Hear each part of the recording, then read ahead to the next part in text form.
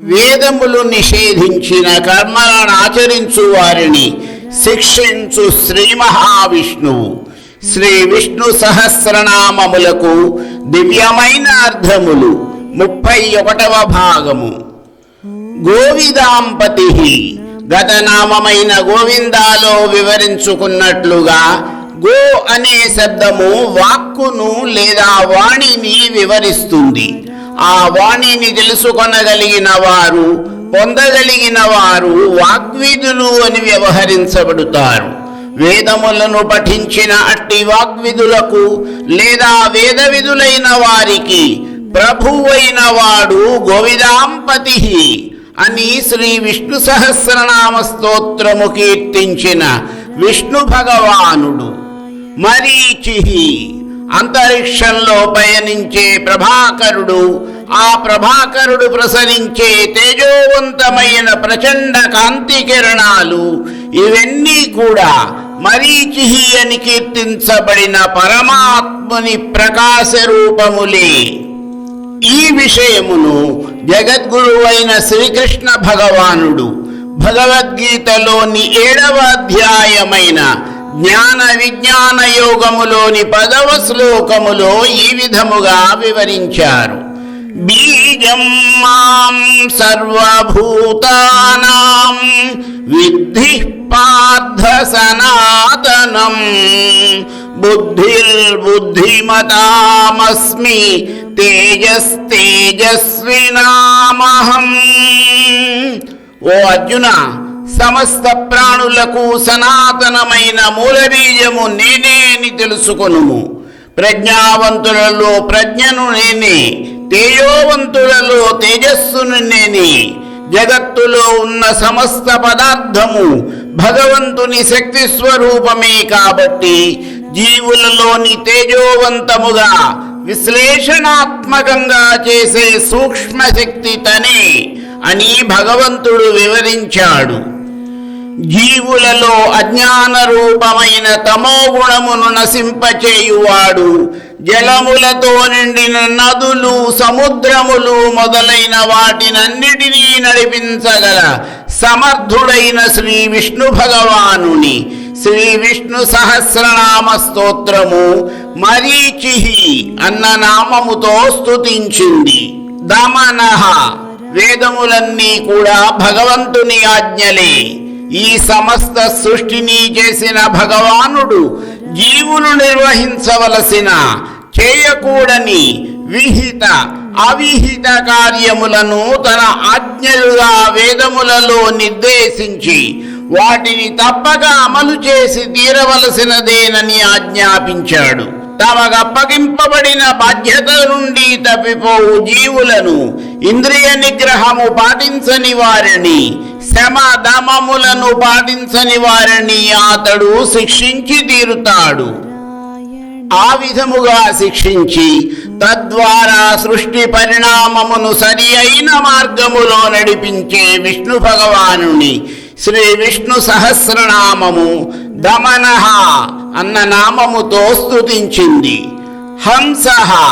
తేజోవంతమై అత్యంత ప్రకాశవంతమైన పరంధాముని యొక్క కాంతి కిరణములు, ఆ కిరణములు సాధించే సర్వదమన సామర్థ్యము, ఇవన్నీ కూడా ఆయన యొక్క పరమహంసత్వమునకు ప్రతిరూపములు.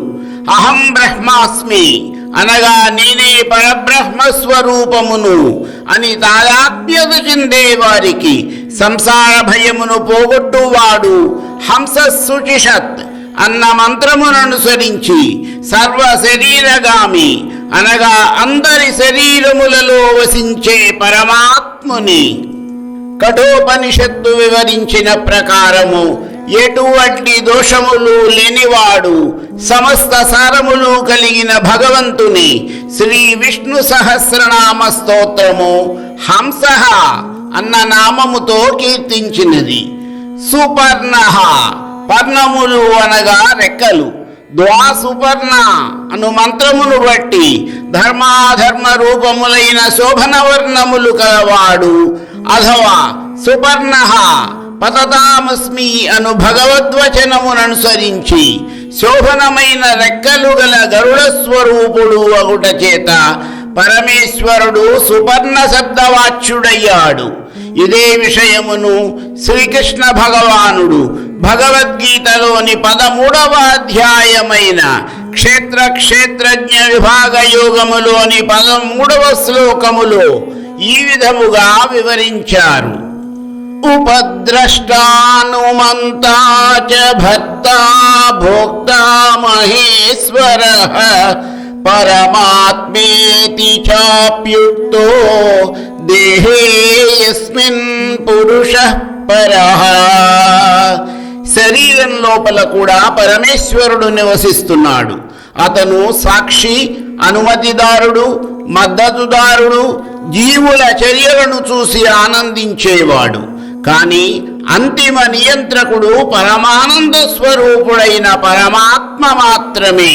భుజగోత్తమ, భుజగములతో గమనము చేయువానిలో అనగా భుజంగములలో ఉత్తముడైన వాసుకి స్వరూపుడు, సర్పములలో శ్రేష్ఠుడైన ఆదిశేషుని చెయ్యగా కలిగిన వాడు, చక్కని రెక్కలతో సుపర్ణునిలా ఆకాశములో సుపర్ణునిలా ఎగిరే ఐశ్వర్యమే ప్రక్కబలముతో ప్రాకులాడే పాముల సామిలో కూడా కలిగిన వాడు, తమో గుణముతో నిండిన వారిలో మరింత తమో గుణమును నింపి వారిని నాశనము చేయువాడు అయిన పరంధాముని శ్రీ విష్ణు సహస్రనామ స్తోత్రము భుజగోత్తమ అన్న నామముతో కీర్తించింది. హిరణ్య గర్భ, హిరణ్యము వంటి హితము రమణీయము అగు నాభికలవాడు, బ్రహ్మకు పుట్టుకనిచ్చిన బంగారు బొడ్డుగల సర్వోత్తముడు శ్రీ మహావిష్ణువు. శ్రీహరి గర్భములో హిరణ్యము ఉన్నది. హిరణ్యంలా పరమ రమ్యముగా కనిపించే అతని నాభిస్థానం లోక కళ్యాణమును చేకూర్చగలదు. ఎంత తీసినా తరగని బంగారము ఆయన గర్భములో ఉంది. కానీ అది కేవలము గొప్ప తపస్సంపన్నులకే కనిపిస్తుంది.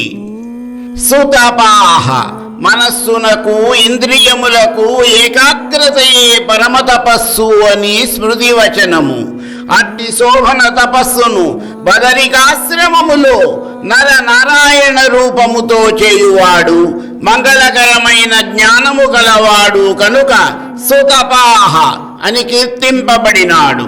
రారా తండ్రి అని పిలుచుకున్న దశరథుడు శ్రీరాముని పాలబుగ్గల పసిడి చెక్కిలిని నిత్యము ముద్దెడుకునే కౌసల్య, మన్ను తిన్న శ్రీకృష్ణుని నోటిలో మహామహిమాన్వితుని చూసిన యశోద, వీరందరూ కూడా అటువంటి తపస్సంపన్నులే. మరికొన్ని నామములకు అర్థములు నా తదుపరి వీడియోలో.